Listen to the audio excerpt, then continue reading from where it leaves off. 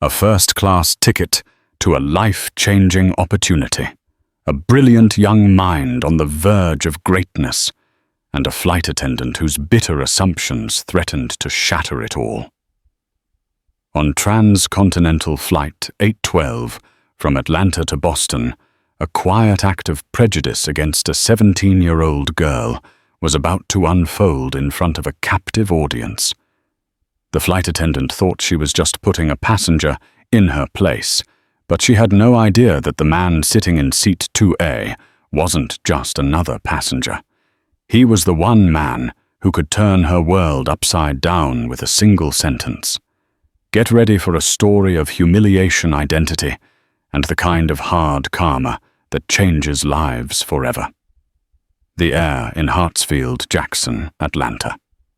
International Airport hummed with a unique kind of energy, a symphony of rolling suitcases, muffled announcements, and the palpable anticipation of 1,000 different journeys, beginning or ending. For Amara Vance, it felt like the overture to the most important performance of her life. At just 17, she clutched her boarding pass for Flight 812 to Boston, as if it were a golden ticket. In a way it was. This wasn't a vacation. This was an ascension. Amara was one of 3 national finalists for the prestigious Davenport STEM Initiative Scholarship, a full-ride program to the Massachusetts Institute of Technology that was less of a scholarship and more of a coronation for the country's brightest young minds. The final step was a series of in-person interviews with the selection committee at MIT, a panel that included renowned professors and the program's benefactor himself. Her father's words echoed in her ears from their call just an hour ago. "You've earned this, Amara. Every late night, every science fair, every line of code. You walk onto that plane and you own your space. You've earned it." Amara smiled, adjusting the strap of her laptop bag. Inside it was her prototype for a modular drone guidance system, a project that had already won her national acclaim and was the centerpiece of her application. She was dressed smartly in dark trousers, a crisp blouse, and a blazer professional, but comfortable for the 2-hour flight. Her hair was styled in immaculate box braids, adorned with a few subtle silver cuffs that glinted under the terminal lights. She looked like what she was, a young woman on a mission. The Scholarship Foundation had booked her a first-class ticket. Their reasoning was simple and practical. They wanted their finalists to arrive in Boston, rested, clear-headed, and ready to perform at their peak. For Amara, who had only ever flown in coach crammed between her parents, on family trips, the experience was already surreal. She navigated the priority boarding lane, her heart thumping a little faster. Stepping onto the aircraft, she was greeted by a young, smiling flight attendant named Chloe. "Welcome aboard," Chloe said warmly. "Can I see your boarding pass?" Amara handed it over. Chloe glanced at it, and her smile widened. "1A right this way, our window seat in the front. Can I help you with your bag?" "I've got it." "Thank you," Amara replied. Her voice polite and steady, betraying none of the butterflies doing acrobatics in her stomach. She found her seat a luxurious leather pod that looked more like a command center than an airplane chair. The sheer amount of space was astonishing. She carefully stowed her laptop bag in the overhead bin, ensuring her prototype was secure, and then slid into the plush seat. It felt like sinking into a cloud. She ran her hand over the polished wood grain trim, a small, genuine smile playing on her lips. Her dad was right. She had earned this. As other first-class passengers trickled in, mostly businessmen in suits, their faces illuminated by the glow of their phones, Amara took a moment to text her father. Amara. On the plane. In the seat, it's... Wow, Dad C told you. Now take a deep breath. Focus on your interview questions. You've got this. Love you. Amara. Love you too. She put her phone on airplane mode and settled back, pulling out a folder of notes. She was reviewing fluid dynamics principles when a shadow fell over her. Can I help you? The voice was sharp, laced with a cloying sweetness that didn't reach the speaker's eyes. Amara looked up into the face of a woman in her late 40s. Her blonde hair was pulled back into a severe shellacked bun, and her makeup was applied with a precision that bordered on aggressive. Her name tag read Karen. She was the senior flight attendant. I'm sorry, Amara asked, confused. This is seat 1A. Karen stated not as a point of information, but as an accusation. Yes, that's right, Amara confirmed, gesturing with her hand toward the boarding pass she'd tucked into her folder. Karen's eyes did a quick, dismissive scan of Amara from her braids down to her sensible shoes. It was a look Amara knew all too well, the instantaneous calculation, the categorization, the judgment. There might be a mistake, Karen said, her smile tightening. The coach cabin is towards the rear of the aircraft. I can help you find your correct seat if you show me your boarding pass. The implication was as clear as the plexiglass window beside her. You don't belong here. Amara felt a familiar hot prickle of anger, but she pushed it down, channeling her father's voice. Poise, Amara. Always poise.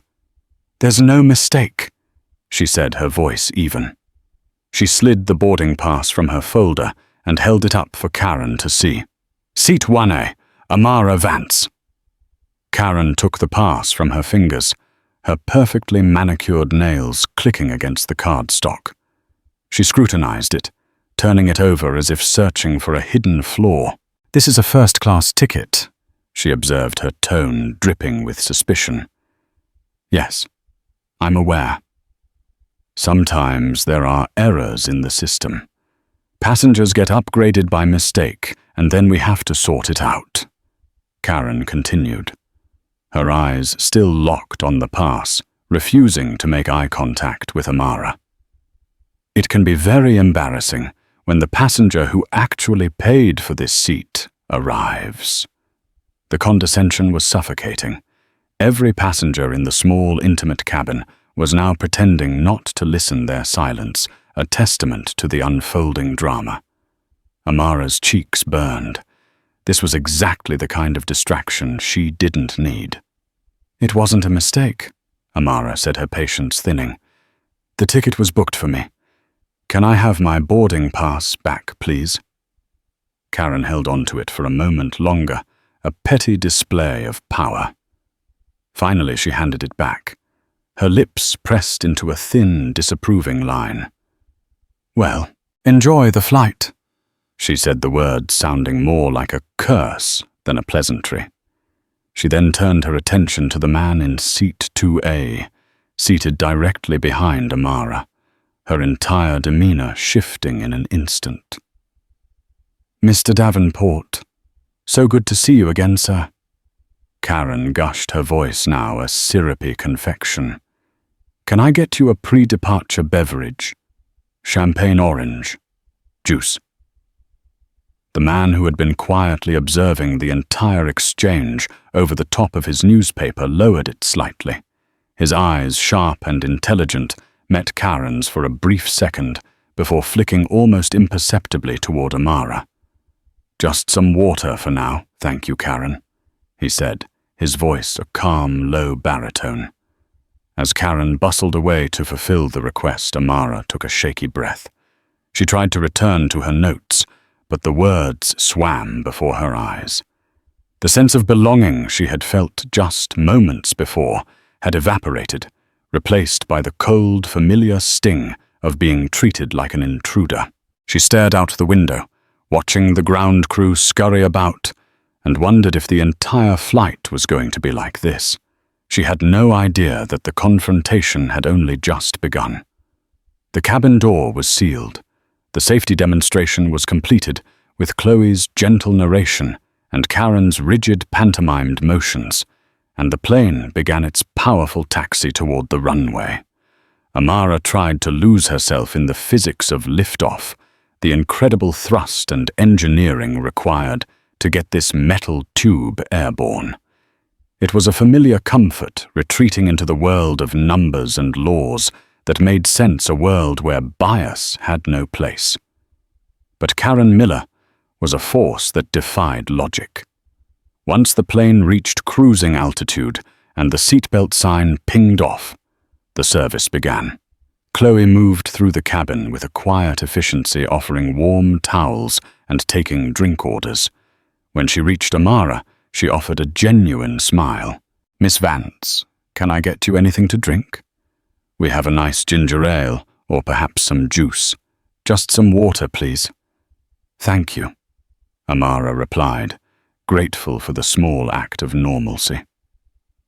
Before Chloe could move on, Karen appeared at her side, placing a hand on the younger flight attendant's arm. "I'll take care of this section, Chloe. Why don't you go and prepare the meal service carts?" The order was framed as a suggestion, but her tone left no room for debate. Chloe gave Amara a quick, almost apologetic look before retreating toward the galley. Karen turned to Amara, her professional smile plastered on her face, but her eyes were cold. "Now," she began, "I double-checked our passenger manifest. Amara Vance, it seems you are indeed listed for this seat." "I know," Amara said, simply refusing to engage. "However," Karen continued, leaning in slightly, her voice dropping to a conspiratorial whisper that was somehow more insulting than a shout, "I need to verify your identification. It's a security procedure. We have to make sure the ticket matches the passenger, especially with last-minute upgrades or bookings." This was absurd. Her ID was checked at security and at the gate. This was not standard procedure. It was targeted harassment. "You saw my name on the boarding pass. The gate agent checked my ID and my pass just 30 minutes ago." "Please, miss, don't make this difficult," Karen said, her voice hardening. "It's for the safety and security of everyone on board. I just need to see a government-issued photo ID." Amara felt a dozen retorts bubble up inside her. She wanted to ask if she was demanding ID from the businessman in 1B or the older woman across the aisle. She wanted to call her out on the blatant profiling, but the image of the MIT interview panel flashed in her mind, causing a scene getting labeled as difficult or aggressive. These were stereotypes she had fought her entire life. A disruption on a flight, no matter how justified, could have unforeseen consequences. With a sigh of quiet resignation, she reached into her personal bag, pulled out her wallet, and produced her driver's license. Karen took it and performed the same theatrical inspection she had with the boarding pass. She held it up, comparing the smiling face on the license to the tense, frustrated young woman in front of her. "Date of birth, 17 years old," Karen muttered, as if this was yet another piece of incriminating evidence. "Flying alone in first class. Is there a problem?" Amara asked, her voice dangerously quiet. Karen finally handed the license back. "No problem, just being thorough." She straightened up, her duty seemingly done. "I'll get your water." The interaction left a bitter taste in Amara's mouth. She felt exposed, singled out. The luxury of the seat, the promise of a comfortable journey, had been tainted. She glanced behind her, catching a glimpse of the man in 2A, Mr. Davenport. He was looking down at his newspaper again, but his posture was rigid. He had seen and heard everything. Amara felt a fresh wave of embarrassment, wondering what he must think. Probably that I'm some troublemaker. When Karen returned with the water, she didn't just place it on the console. She seemed to stumble slightly, and a significant amount of the ice-cold water sloshed over the side of the glass, spilling directly onto Amara's open folder of notes. "Oh goodness, clumsy me," Karen exclaimed with theatrical shock. The apology was immediate but utterly insincere. Amara gasped, snatching the folder away. Her meticulously written notes, equations, and diagrams were now splotched and bleeding, the ink blurring into illegibility. These weren't just random scribbles.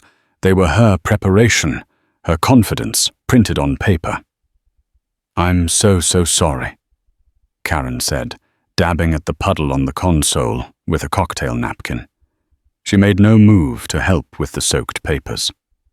"The turbulence, you know." The air was perfectly still. There had been no turbulence. It was a deliberate, malicious act disguised as an accident. Tears of pure frustration pricked Amara's eyes. She blinked them back furiously. She would not give this woman the satisfaction of seeing her cry.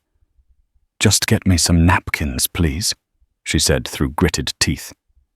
Karen returned with a small handful of napkins, a look of faux sympathy on her face.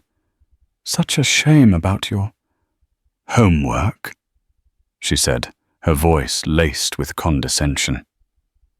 Amara carefully separated the wet pages, laying them out on the empty seat beside her, hoping they would dry. Some were salvageable, but many were ruined. The anger she had been suppressing was now a raging fire in her chest. She looked up at Karen, her gaze unflinching. "That was not an accident," Amara stated, her voice low and trembling with controlled fury. Karen's facade dropped. The fake smile vanished, replaced by a sneer. "I don't know what you're implying, but I suggest you watch your tone. I am the senior flight attendant on this aircraft. If you continue to be disruptive, I can have the captain radio ahead and have you detained upon arrival in Boston." It was the ultimate power play, the threat of authority, the twisting of reality to paint Amara as the aggressor. "Disruptive, you've done nothing but harass me since I stepped on this plane," Amara shot back, her voice rising despite her best efforts. "That's it." Karen snapped, her face flushing with anger. "I'm not going to be spoken to like this." She turned on her heel and marched toward the front of the plane, toward the cockpit door. Amara's heart plummeted, detained. The word echoed in her mind. Her interview was tomorrow morning. Any kind of incident, any involvement with airport security, would be disastrous. This woman was trying to ruin her life, all because she couldn't accept that a young black girl belonged in seat 1A. Panic began to set in. She had played it cool, she had tried to be poised, but this woman had pushed her to a breaking point and was now using it against her. She buried her face in her hands, the ruined notes a testament to her shattered composure. It was all falling apart. And then a calm, authoritative voice cut through her panic. "Excuse me, flight attendant." Amara looked up. The man in 2A, Mr. Davenport, had lowered his newspaper completely. He was looking directly at Karen's retreating back. His voice wasn't loud, but it had a quality that sliced through the cabin's ambient noise and made everyone, including Karen, freeze. Karen turned around slowly, an annoyed expression on her face. "Sir, can I help you?" "Yes," Mr. Davenport said, folding his newspaper with deliberate precision and placing it on the seat next to him. "I believe you can. You can start by telling me your name and your employee number." The atmosphere in the first-class cabin shifted instantly. The low hum of the engines seemed to fade into the background, replaced by a thick, expectant silence. Karen Miller, who had been marching toward the cockpit with the righteous fury of a petty tyrant, stopped dead in her tracks. She turned, her expression a mixture of confusion and irritation. "Sir, I'm a bit busy with a security issue right now," she said, attempting to dismiss him. The man in 2A didn't raise his voice. He didn't have to. The power he projected was effortless, woven into the very fabric of his calm demeanor. He was in his late 50s, with distinguished silvering at his temples and a suit that was clearly bespoke. But it was his eyes that held the real authority. They were a piercing blue, currently fixed on Karen, with an expression of profound disappointment. "Your name?" He repeated his voice, leaving no room for argument. "And your employee number. Now." Karen's professional mask began to crack. A flicker of uncertainty, perhaps even fear, crossed her face. This wasn't the reaction she expected from a passenger. "It's Karen Miller," she said, her voice suddenly less steady. "My employee number is... I don't see why that's relevant." "I assure you," Mr. Davenport said, his voice dropping to an icy calm, "it is about to become the most relevant piece of information in your professional life. Now please, the number." Flustered, Karen recited her employee number, the digits stumbling from her lips. She glanced around the cabin at the other passengers, who were now openly staring. Her power was evaporating before her eyes. Mr. Davenport nodded slowly, as if committing the number to memory. Then he did something unexpected. He turned his full attention to Amara. His stern expression softened into one of genuine concern. "Miss Vance," he said, his voice gentle. "My name is Julian Davenport. I am terribly sorry for what you have just been subjected to on this aircraft. That is not the standard of service or human decency that Trans-Continental Airlines represents." Amara stared at him, speechless. He knew her name. How did he know her name? Karen's face went pale. The name Davenport hung in the air, electric and ominous. She was a senior flight attendant. She knew the names of the company's top executives. The realization dawned on her with the force of a physical blow. This wasn't just some frequent flyer. "Mr. Davenport," Karen stammered, her face a mess of confusion and dawning horror. The EVP of Global Operations, the very same." Julian confirmed, his gaze shifting back to her, all warmth gone, replaced by a glacial authority. "And I have to say, Karen, in my 25 years with this company, I have never witnessed such a disgraceful, unprofessional, and transparently prejudiced display from one of our crew members. Not once." Every word was a hammer blow. Karen swayed slightly on her feet, her hand flying to her throat. The color drained from her face, leaving only her garish makeup standing in stark contrast. She opened her mouth to speak, but no sound came out. Julian wasn't finished.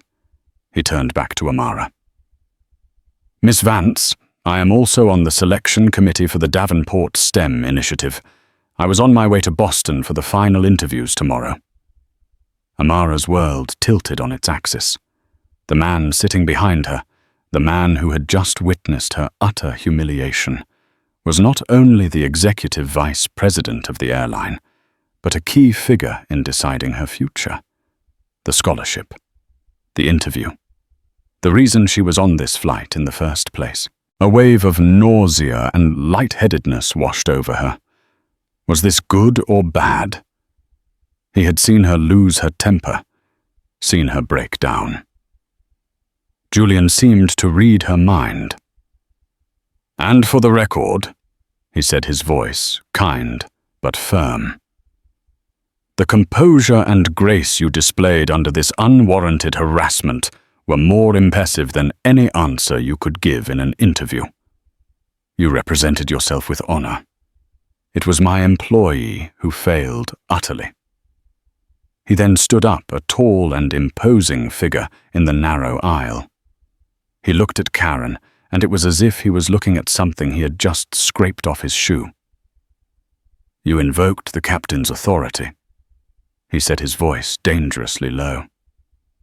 "You threatened to have this young woman One of our company's invited honored guests detained.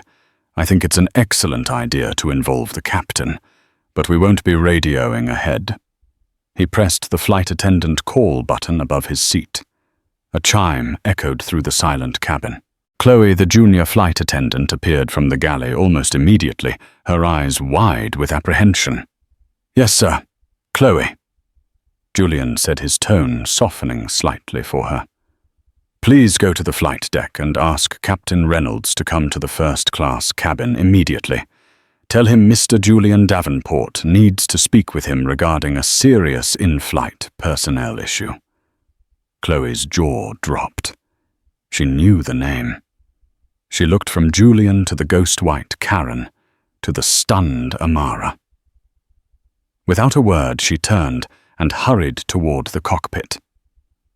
Karen finally found her voice, a desperate, pathetic squeak. "Mr. Davenport, sir, I was just following the procedure. Security protocols. I thought her ticket was fraudulent. I was trying to protect the integrity of the cabin." "Stop talking, Karen," Julian said, the words cutting her off like a razor. "You were not following procedure. You were indulging your own bigotry. You assumed a young black woman couldn't possibly belong in this cabin. You harassed her. You demanded her ID without cause. You deliberately ruined her property, and then you threatened her when she rightly stood up for herself. I saw and heard every single moment of it. And what's worse," he added, his voice dropping to a near whisper, "is that you did it all while wearing our uniform." The cockpit door opened, and a man with silver hair and a crisp pilot's uniform, adorned with 4 stripes on the epaulets, stepped out. This was Captain Reynolds. He looked at Julian with immediate recognition. "Mr. Davenport," the captain said, his face serious. "Chloe said there was a problem." Julian gestured toward Karen, who looked as if she was about to faint. "Captain," he said, his voice ringing with absolute authority. "This flight attendant, Karen Miller, is to be relieved of her duties for the remainder of this flight, immediately. She is not to interact with any other passenger, and she is to remain in the galley or a crew jump seat until we land. Chloe will manage the first-class cabin. Is that understood?" Captain Reynolds took in the scene, the powerful EVP, the trembling senior flight attendant, the distraught young passenger, and his professional demeanor clicked into place. There was no question, no hesitation. "Understood, sir," the captain said. He then looked at Karen, his expression grim. "Karen, you heard him. Into the galley. Now." The finality in the captain's voice was absolute. Defeated, humiliated, and utterly exposed, Karen Miller turned and stumbled toward the galley, her career and her pride in tatters. The quiet click of the galley curtain closing behind her was the loudest sound Amara had ever heard. With Karen's ignominious retreat, the tension in the cabin didn't so much dissipate as transform. The acute discomfort of the confrontation was replaced by the awkward aftermath, the air thick with the unspoken. The other passengers, who had been a captive audience, quickly busied themselves with magazines and laptops, trying to melt back into the anonymity of travel. Captain Reynolds addressed Julian Davenport with professional gravity. "Sir, I'll be logging this as an official in-flight incident. A full report will be waiting for you and the Chief of In-Flight Services upon arrival." "Thank you, Captain," Julian replied. "Your discretion is appreciated. Please ensure Miss Vance is not disturbed for the remainder of the flight." "Of course," the captain said. He gave Amara a brief, respectful nod, an apology from the man in charge of the vessel before returning to the cockpit. The stage was now clear, leaving only Julian, Amara, and a very nervous-looking Chloe. Julian turned his full attention back to Amara, his expression one of profound apology. "Amara," he said, using her first name, with a paternal kindness that instantly put her at ease. "On behalf of the entire airline, I cannot apologize enough. Are you all right?" Amara finally found her voice, though it was a bit shaky. I'm okay. Just shaken up. Thank you for stepping in." "It was the least I could do," he said, his eyes glancing at the water-damaged notes on the adjacent seat. "I am so sorry about your work. That was a deliberate and malicious act." He then caught Chloe's eye. The young flight attendant was hovering uncertainly near the galley. "Chloe, could you please come here?" Chloe approached, her hands clasped nervously in front of her. "Yes, Mr. Davenport." "First of all, thank you for your professionalism. Second, I'd like you to do everything you can to make Miss Vance's flight as comfortable as possible. Bring her a warm blanket, a fresh drink, whatever she'd like. And please, see if we have a tablet or a notebook and pen she might be able to use in case she wishes to rewrite some of her notes." He looked at Amara. "It's not a perfect solution, I know." "Thank you, that's very kind," Amara said, touched by the consideration. As Chloe bustled off to fulfill the requests, a woman from across the aisle, an older lady with kind eyes named Eleanor, who had looked on with concern during the entire episode, leaned over. "Young lady," she said softly to Amara, "I just want you to know I saw everything. The way you handled yourself was remarkable. That woman was completely out of line from the moment she first spoke to you. If they need a witness, I'd be happy to give a statement." "Thank you," Amara said, her voice thick with emotion. The woman's simple act of validation meant the world to her. Julian nodded at the woman. "We appreciate that, madam. A customer relations agent may be in touch." He then settled back into his seat, but angled himself toward Amara, creating a bubble of privacy for their conversation. "Now let's put that unpleasantness aside for a moment. I was already incredibly impressed with your application, Amara. Your work on modular drone guidance systems is groundbreaking. It's the kind of innovative thinking the Davenport Initiative was created to foster." Hearing this from him right now felt utterly surreal. An hour ago, she was a nervous scholarship finalist. 10 minutes ago, she was a victim of public humiliation. Now she was having a one-on-one conversation with a key member of the selection committee and the EVP of the airline at 35,000 feet. You've already read my project proposal," she stammered. "Read it?" Julian chuckled a warm and genuine sound. "My dear, I've shared it with 2 of our lead engineers in the avionics division. They were just as impressed as I was. Your concept for self-correcting swarm logistics could have major applications." For the next hour, they didn't talk about Karen. They didn't talk about the incident. Instead, Julian asked her probing, intelligent questions about her research. He wanted to know about the challenges she faced with decoding her theories on battery life limitations, her vision for its real-world application. It wasn't an interview.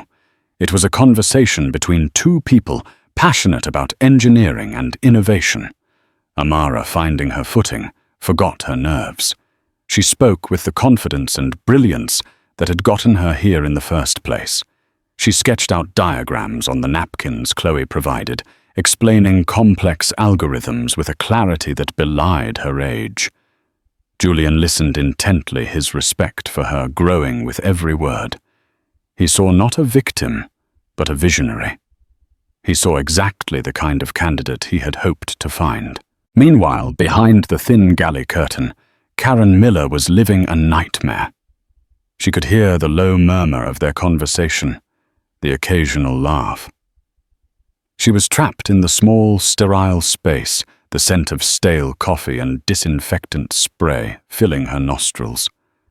The adrenaline from her confrontation had worn off, leaving a cold, heavy dread in its place. Her mind raced desperately, trying to spin a narrative where she was the hero. She was a security risk. A 17-year-old in 1A. It's unheard of. I was protecting the flight. Mr. Davenport doesn't understand the pressures we face, the things we have to look out for. But even in her own panicked thoughts, the excuses sounded hollow. She had let her bitterness, her resentment over being passed over for promotion, her prejudice, her sour view of the world, get the better of her. She had picked a fight with a teenage girl, and in a karmic twist of spectacular proportions, had done so directly in front of one of the most powerful men in the company. She thought about her mortgage, her 22 years of service, her pension. All of it felt like it was dissolving into thin air, all because she couldn't stand the sight of Amara Vance, sitting in a seat where Karen felt she didn't belong. The click of the galley curtain was no longer just a sound. It was the sound of a door slamming shut on her entire life. As Flight 812 began its initial descent into Boston, Julian wrapped up their conversation. Amara, you are an exceptional young woman. Go into that interview tomorrow and just be yourself. Speak about your project with the same passion you just showed me. You have nothing to prove. Chloe came by to collect their glasses. We'll be landing in about 20 minutes, Mr. Davenport, Miss Vance. She smiled warmly at Amara. It was a pleasure serving you. The contrast between the two flight attendants was chasm. Chloe, who had shown simple human kindness, and Karen, who had chosen cruelty. As the plane glided over the Boston harbor, the city lights twinkling below like a carpet of fallen stars, Amara felt a profound sense of shift. The humiliation she had felt was still there, a dull ache in her chest. But it was now overlaid with something else, a sense of validation, of being seen for who she truly was. The ordeal had been terrible, but the outcome was something she could never have predicted. Justice had been swift and decisive. But she had a feeling the real consequences for Karen Miller had only just begun. The moment the wheels of Flight 812 touched down at Boston Logan International Airport, a new and highly efficient sequence of events was set in motion by Julian Davenport. For him, the incident wasn't over when the plane landed. It was merely entering a new phase. While the aircraft taxied to the gate, he was already on his phone, the no mobile phone rule, a triviality for a man in his position. He wasn't making a call. He was sending a series of encrypted, concise text messages. To Amelia Brown, Chief of In-Flight Services, subject, urgent, Felt, 812, ATL, BOS. Senior F.A. Karen Miller, MP, 74321. Ground her. Full investigation. I was a witness. Call me at 20. To Marcus Thorne, Head of Corporate Security, subject, F.Ult, 812. Gate C26. Need you to meet me on the jet bridge. Also arrange a black car service for my guest, Amara Vance. Bill to my exec account. Priority. As the fasten seatbelt sign extinguished, the familiar rush of passengers reaching for overhead bins began. Julian stood up and placed a calming hand on Amara's shoulder. Don't worry about the rush, Amara. We'll wait, he said kindly. The cockpit door opened, and Captain Reynolds emerged. He made his way directly to Julian. Mr. Davenport, the gate agent has been instructed to hold all deplaning passengers until you and your guest are off. There's an airline representative waiting for you. Excellent. Thank you, Captain, Julian said with a firm handshake. He then looked past the captain toward the galley. The curtain remained drawn. Please ensure Ms. Miller remains on the aircraft until she is met by a supervisor from in-flight services. She is not to deplane on her own.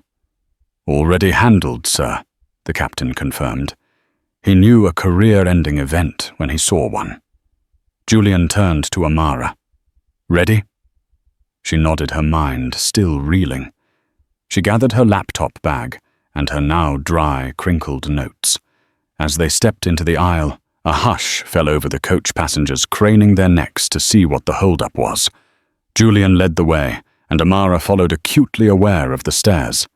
They were the first people off the plane. Waiting on the jet bridge, just as instructed, was a stern-looking man in a suit, Marcus Thorne, the head of corporate security. He was flanked by a younger woman in a Trans-Continental uniform, holding a tablet.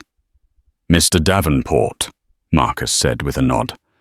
"Marcus, this is Amara Vance," Julian said, introducing her as if she were a visiting dignitary. "Amara is our guest. Please ensure your driver gets her to the Charles Hotel safely and comfortably. See to it that she is checked in without any issue." "Of course, sir," Marcus replied. He then turned to Amara. "Miss Vance, if you'll come with me. Your driver is waiting downstairs. We can collect any checked luggage for you." "I only have my carry-on," Amara said, feeling overwhelmed by the efficiency of it all.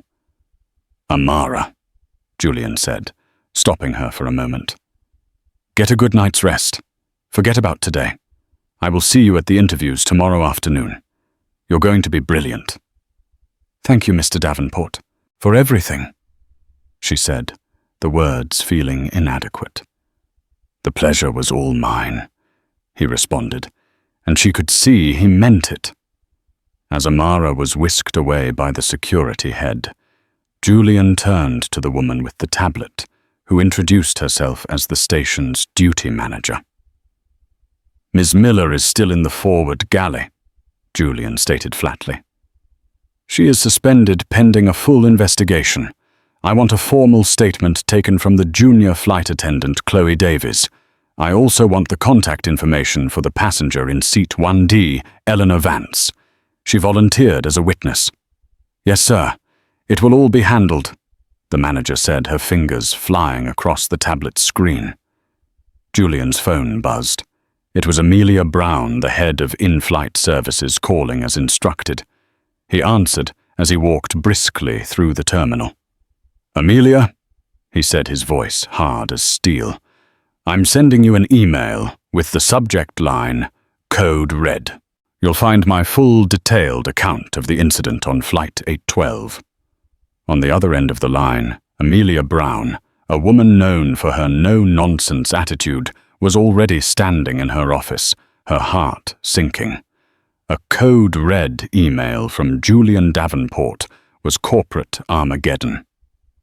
"I've got your text, Julian. I'm pulling her file now. What happened? What happened?" Julian said, his voice low and seething with controlled anger. "Is that one of your senior flight attendants, Karen Miller, engaged in a sustained racially motivated harassment campaign against a 17-year-old girl, a girl who happens to be a guest of this company and a finalist for my personal scholarship initiative. It culminated in a physical act of aggression disguised as an accident and a threat to have the passenger detained.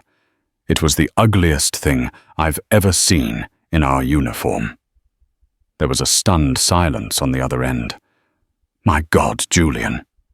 She is to be grounded immediately. No pay. I want a full HR investigation, launched by 900 a.m. tomorrow. I want her disciplinary record, every complaint, every commendation, everything. I will be personally attending her formal hearing. There is zero tolerance for this. Zero." "Consider it done," Amelia said, her voice grim. "She's finished." "Good," Julian said, and hung up. Meanwhile, in the forward galley of the now empty Flight 812, Karen Miller sat on a jump seat, her world collapsing around her. She could hear the muffled voices on the jet bridge. She knew she was being held back, a prisoner on her own aircraft. Finally, the duty manager and a local in-flight supervisor entered the plane. Their faces were grim, devoid of any sympathy. "Karen Miller," the supervisor said, her voice official and cold. "As of this moment, you are suspended from all duties. You are to surrender your airline ID and all company property. A formal investigation into your conduct on this flight has been opened. You will be contacted by Human Resources within 48 hours to schedule a disciplinary hearing." Karen's hands trembled as she unclipped her ID from her uniform. The plastic card felt impossibly heavy. She handed it over, her movements robotic. 22 years of service reduced to this sterile, humiliating transaction. "I need my purse from the crew locker," she whispered. "You will be escorted to the crew room to collect your personal belongings. Then you will be escorted from the airport premises," the supervisor stated. "Escorted, like a criminal." As she was walking through the empty terminal past cleaning crews and late-night staff who averted their eyes, the full weight of her actions crashed down on her. The sneer she had given Amara, the accidental spill, the threat, it all played back in her mind, now tinged with the horror of self-realization. She hadn't been enforcing rules. She had been a bully, and she had bullied the wrong person in front of the wrong man on the wrong day. She stepped out of the terminal into the cool Boston night, no longer an employee of Trans-Continental Airlines. She was just Karen Miller, a woman with a mortgage, a suspended job, and a future that had just become terrifyingly uncertain. The karma wasn't just hitting back. It was a tidal wave, and it was just getting started. 1 week later, 2 very different meetings were taking place. In a sunlit conference room at MIT, Amara Vance stood before the Davenport STEM Initiative Selection Committee. The panel consisted of 3 distinguished professors, and at the head of the table, Julian Davenport. Amara was a different person from the shaken girl who had stepped off Flight 812. The incident had paradoxically forged a new kind of confidence in her.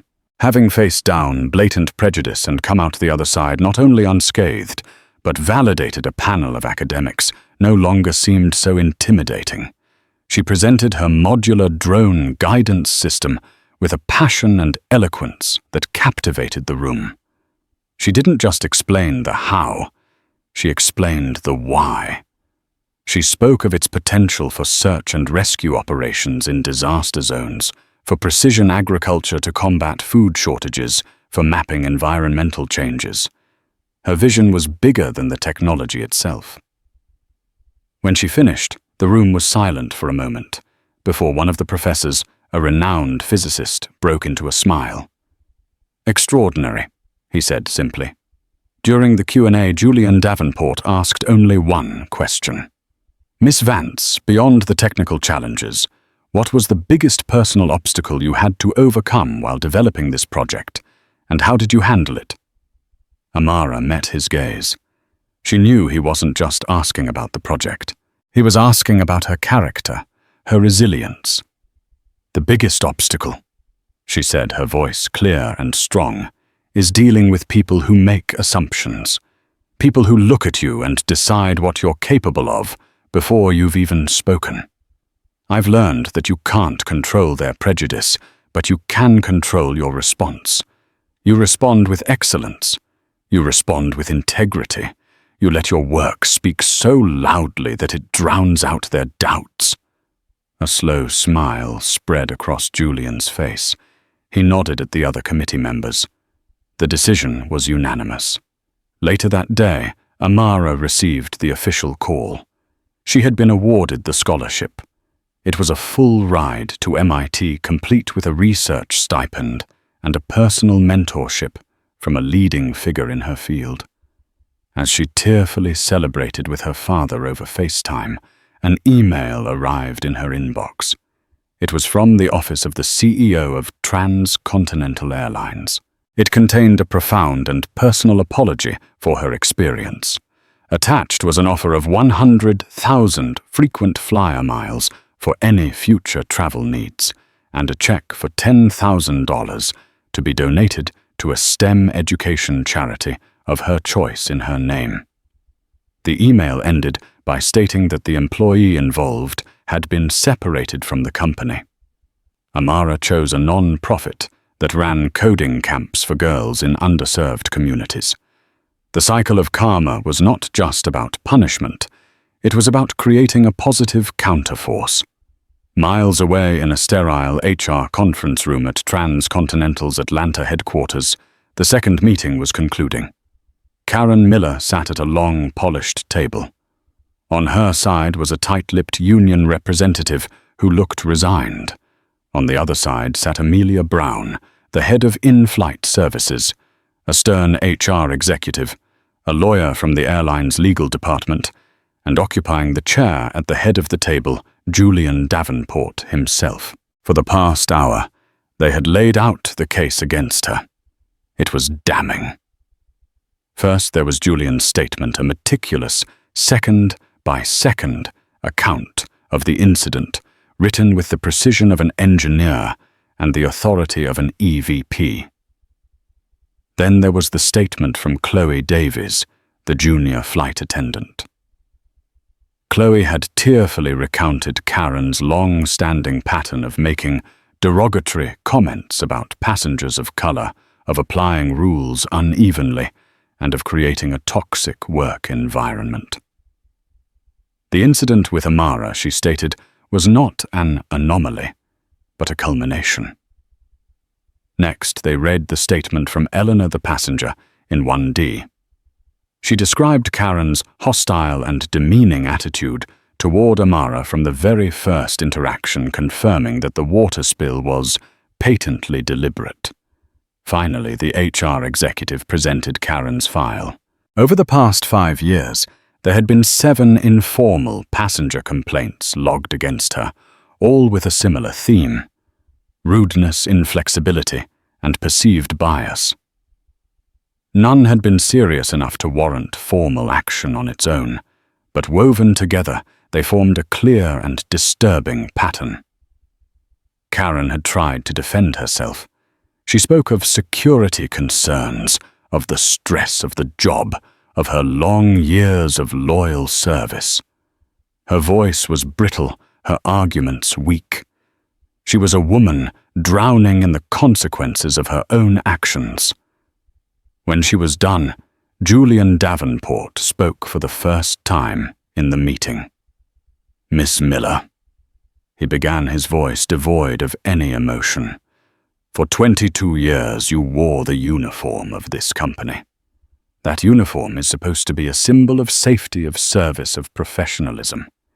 You used it as a shield for your own personal prejudices. You didn't see a passenger. You saw a target. You didn't see a brilliant young woman on her way to a life-changing opportunity. You saw someone you felt was out of place." He leaned forward slightly. Trans-Continental Airlines flies millions of people a year from every country, every background, every walk of life. Our single most important asset is the trust those people place in us. You shattered that trust. What you did to Miss Vance was not just an insult to her. It was an insult to every one of your colleagues who does their job with respect and dignity every day. It was an insult to this entire company. He paused, letting the weight of his words fill the room. "The union has negotiated the terms of your separation," he continued. "But make no mistake, the decision was never in doubt. Your employment with Trans-Continental Airlines is terminated effective immediately. We will contest any unemployment claim on the grounds of gross misconduct. Please collect your personal effects, and security will escort you from the building." It was over. There was no appeal, no negotiation. The union rep quietly gathered his papers. Karen stared at her hands, which were resting on the table. They looked like a stranger's. 22 years. Gone in a week. She was escorted out of the building she had walked into for over 2 decades, carrying a small cardboard box with a few personal items from her locker.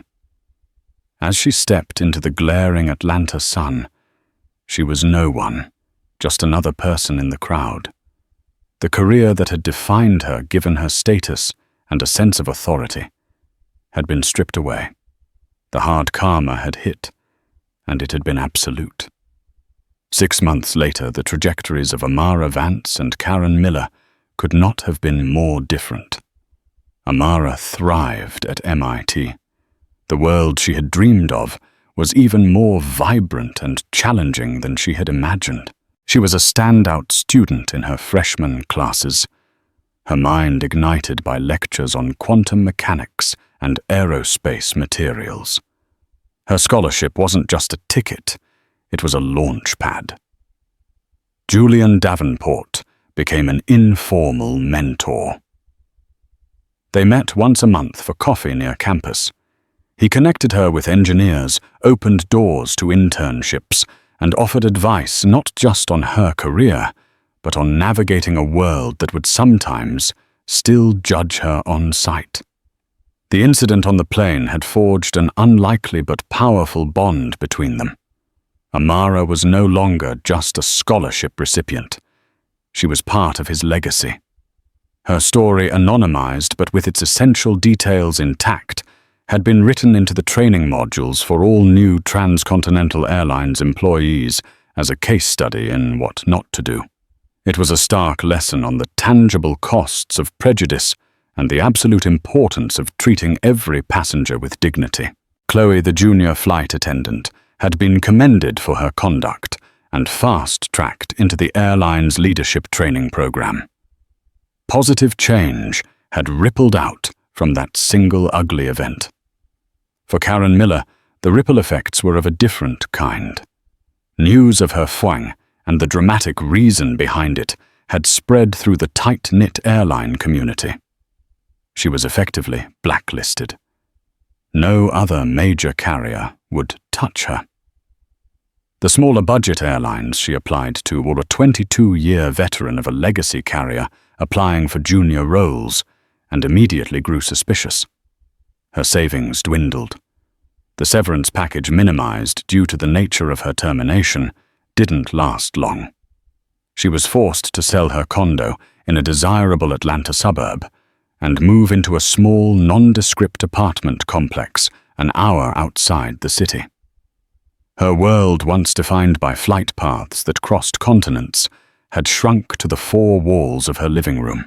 The pride she took in her crisp uniform and senior status was replaced by the humiliation of filling out job applications for retail positions, competing with people half her age for minimum wage. One crisp autumn afternoon, Karen was working a shift as a cashier at a large supermarket. The work was monotonous, the customers often rude. Her feet ached. Her uniform was an ill-fitting polyester polo shirt. As she scanned a carton of milk, she glanced up at the small television screen mounted near the checkout lanes. It was a local news segment about inspiring young innovators. And there on the screen was Amara Vance. She was standing in an MIT laboratory, animatedly explaining her drone project to a reporter. She was radiant confident, her eyes shining with intelligence and purpose. The chyron at the bottom of the screen read, "Local teens' groundbreaking research aims to save lives." Karen froze her hand, hovering over the scanner. She stared at the face of the young woman she had tried to humiliate, to diminish. A girl she had threatened. That girl was now being celebrated, her future, a limitless expanse of possibility. And Karen was here, scanning groceries, invisible. The customer in her line cleared his throat impatiently. "Miss, is there a problem?" Snapping back to reality, Karen looked away from the screen. "No," she mumbled, her voice hollow.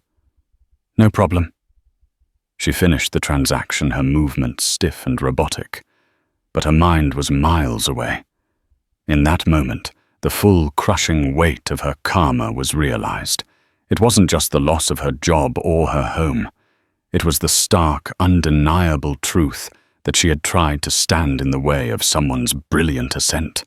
And in the end, the only person she had managed to ground was herself. The flight of Amara Vance was just beginning, while hers was well and truly over. In a world where we so often see injustice go unanswered, this story is a powerful reminder that sometimes the universe, with a little help from the right people, delivers karma with pinpoint precision. Amara Vance's story isn't just about the ugly face of prejudice.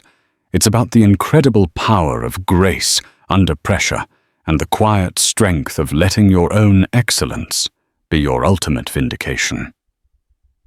Karen Miller learned the hard way that the authority of a uniform is nothing compared to the authority of character, and that contempt can cost you everything.